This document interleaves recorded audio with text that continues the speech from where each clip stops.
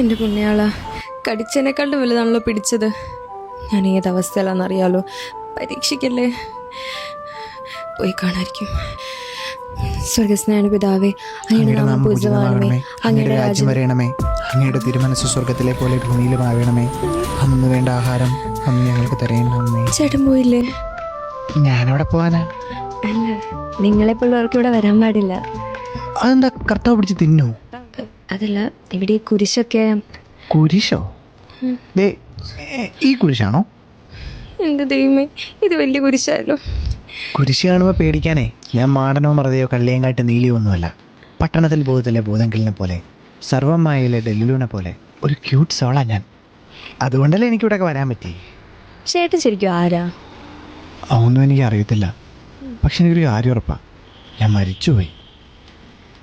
എനിക്കിവിടെ എന്തൊക്കെയോ ചെയ്തു തീർക്കാനുണ്ട്, അതുകൊണ്ടാണ് പോകാൻ പറ്റാത്തത്. എന്ത്? എനിക്കൊന്നും ഓർമ്മ വരുന്നില്ല. പക്ഷെ എന്നെ സഹായിക്കാൻ ഇയാൾക്ക് മാത്രമേ പറ്റത്തുള്ളൂ. ചേട്ടാ, ഞാൻ വലിയൊരു പ്രശ്നമായിട്ട് ഇങ്ങോട്ട് വന്നേ. ഇതെല്ലാം കാണുമ്പോൾ എനിക്ക് പേടിയാവുക. പിന്നെ ഞാൻ എങ്ങനാ? അതെ, ഈ ലോകത്തിപ്പോൾ എന്നെ കാണാൻ ഇയാൾക്ക് മാത്രമേ പറ്റത്തുള്ളൂ.